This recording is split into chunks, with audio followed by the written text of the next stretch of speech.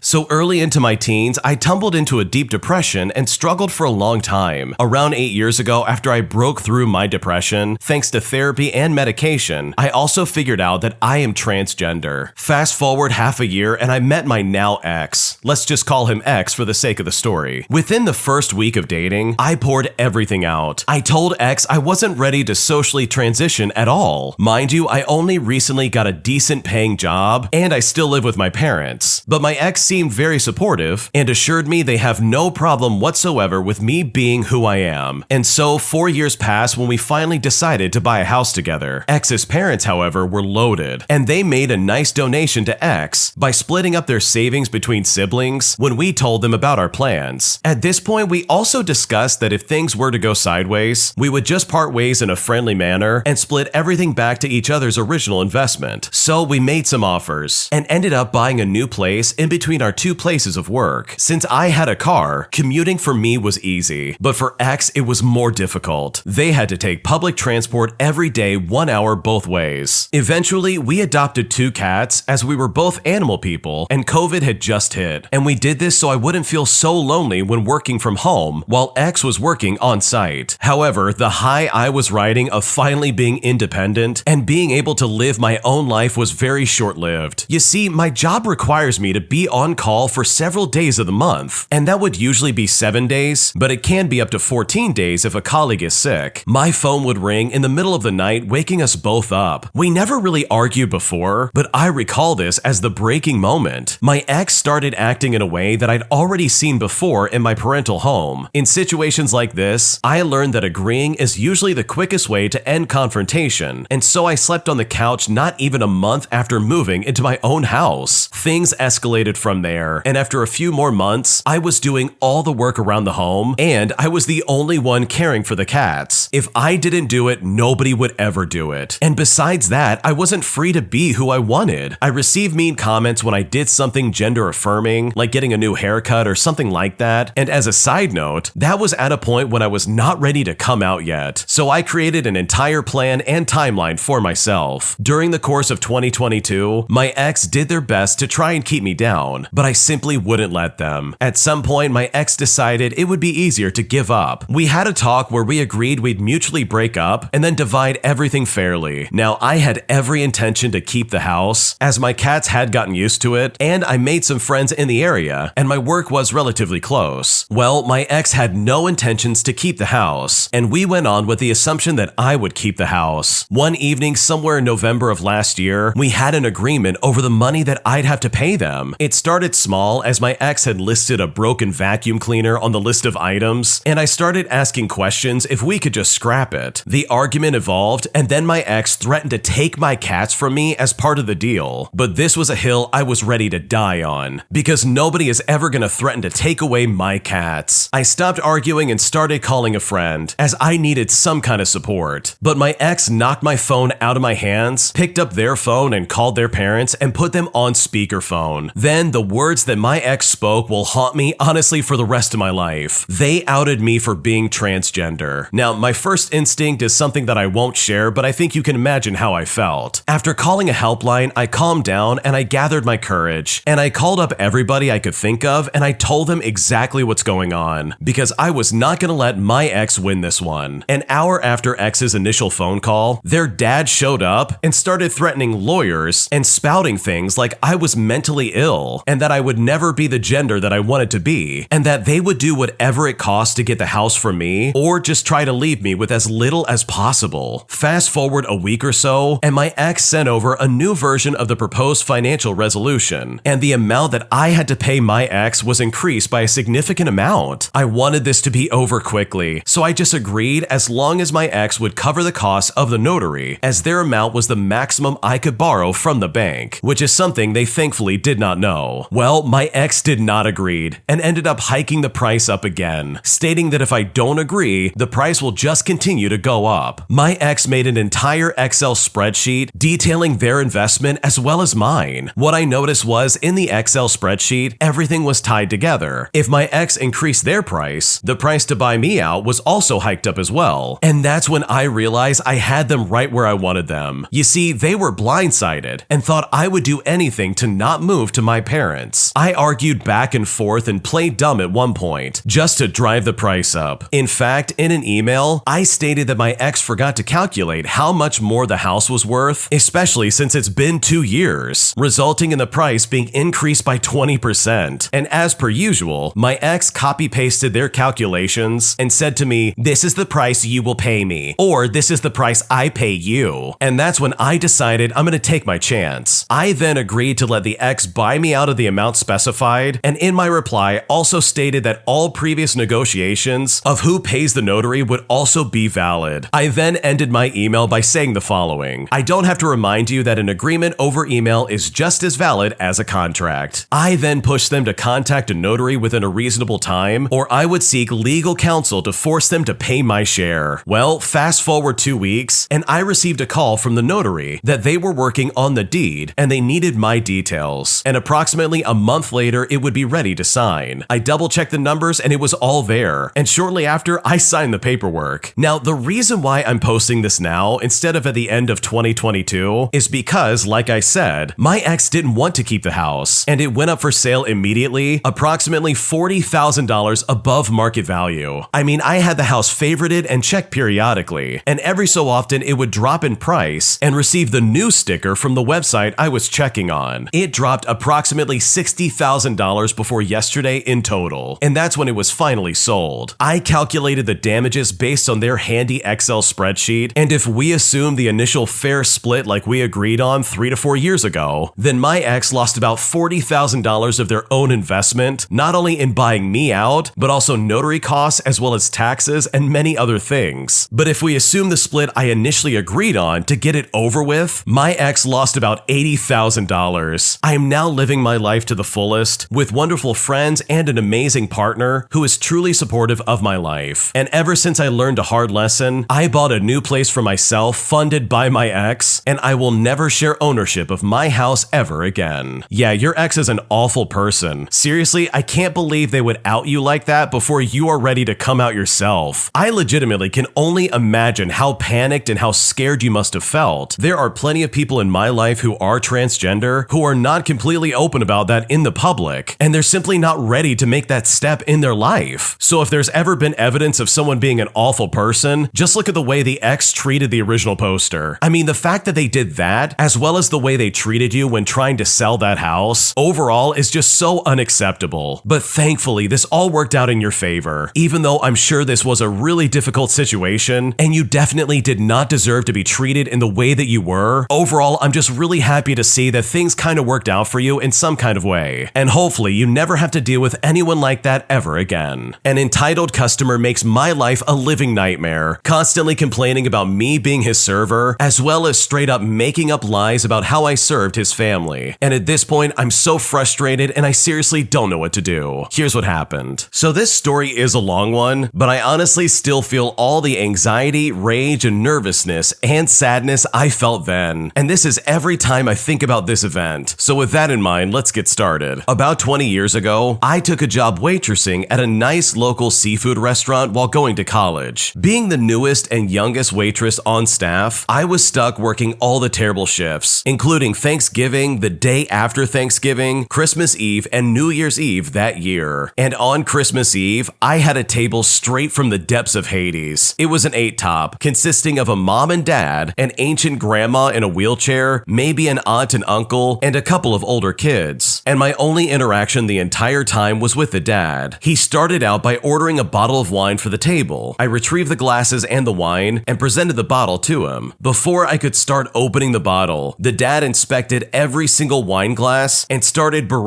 me loudly about how the glasses smelled like cigarette smoke and that he demanded clean glasses. Well, I took the glasses, ran them through the bar glass carousel washer, and then I brought them back out. But apparently this wasn't good enough. He claimed he could still see the smoke, and now he saw water spots on the glasses. So he demanded that they needed to be hand washed. When I could finally produce wine glasses clean enough for him, I went ahead and I opened the bottle of wine at the table. Or at least I tried to. I was shaking from nerves dealing with this guy and completely mangled the cork right in front of the whole table. I removed the cork and presented it to him, which he ripped right out of my hand and it threw out onto the floor. He then demanded a new bottle, so I had my manager bring him a new one and open it for him. And of course, everything was perfect when the manager was there. I was able to placate them with baskets of warm bread and an appetizer for the table, and everything seemed to be going fine after they ordered and while they waited for their food. Their food came out quickly and I handed out their meals. In a hurry, I grabbed the second to last plate of food off the tray, not paying attention to where the last plate was positioned. This caused the plate to flip the tray off the stand and shatter on the floor. And as I was cleaning up the mess, the dad yelled at me, telling me that I was useless. And when he said that, I was practically in tears. Thankfully, the meal I dropped was the fried seafood platter, which was the easiest thing to refire. You just toss a bunch of seafood in the deep fryer and throw it on a plate. The replacement meal was brought out within minutes, and when I checked in with the table, everyone was enjoying their meal. I thought I could finally take a deep breath and relax, and when I asked if they wanted more coffee or dessert after their meal, the dad demanded to speak with the manager. The manager talked to them and came back telling me all the complaints the man had about me specifically. He said he knew the guy was full of garbage, but had to give him discounts anyways because he complained. I took the discounted receipt to the man, and he actually made me stand next to him while he read through the bill line by line and loudly complaining that he needed to make sure he was compensated for putting up with such horrible service. Eventually, they paid and then they left, and I spent the rest of my Christmas Eve so emotionally drained, I wanted to curl up in a ball and just cry. About 3 weeks later, my manager received a letter from that guy. In big, bold red letters at the top of the page, he wrote the words, "Big Fish Server ruins family Christmas." And in this 2-page letter, he proceeded to complain about every single thing I supposedly did wrong. Now, some of it was true, like having to wash the bar glasses, as well as breaking the wine cork. But the other things were just blatant lies. Like apparently, I'd been belligerent to his wheelchair-bound mother, or I was swearing at the people at the table. According to him, I was some foul-mouthed diner waitress who was throwing food at this guy. The manager laughed and posted the letter in the kitchen for everybody to see. He apologized to me, letting me know that he wouldn't write me up for such an outrageous complaint, but he did have to send this guy some gift certificates since he wrote the letter in the first place. I could not believe for a second that my manager was rewarding his horrible behavior and obvious lies, but they always did that and called it customer service. I mean, if I wrote a letter about the customer, I would say, "Big jerk customer ruined Big Fish Server's Christmas." Thankfully, I never saw this guy again, but if he used those certificates, I hope that he choked on whatever he ate. Yeah, that guy's a massive jerk. I can't stand when customers act this way, and they not only pretend like they're the most important person in the room, but they also act like the server did all these horrible things wrong. I have been on the receiving end of that, and trust me, it's not fun if you haven't experienced it. It literally makes you question your own sanity. Like here you are trying to give the best customer service possible, and then one bad apple comes in there and says, "Nope, I'm gonna ruin your night." And this is all over things that were legitimately not intentional at all. Like sure, you dropped some food that had to be refired, but you got it out to him really quick and it wasn't that big of a deal. And sure, the wine glasses weren't up to this guy's standards, but that's not your fault. It's not like you washed the dishes wrong. wrong, just because you're the one bringing it out doesn't mean it falls directly on you. And when it comes to the manager, I'm honestly so disgusted by this. They claim that this guy and his comments are completely wrong, but then they reward his comments by giving him gift certificates. Like, that is so counterintuitive to a healthy work environment, it's not even funny. If you really do believe that this guy's full of garbage, then you wouldn't reward his awful behavior just for the sake of having another customer come back. Like, if that was my restaurant, I would not want this guy anywhere near my servers ever again. He very clearly just wanted to ruin somebody's night, and he found this one server that was trying to help him out and decided,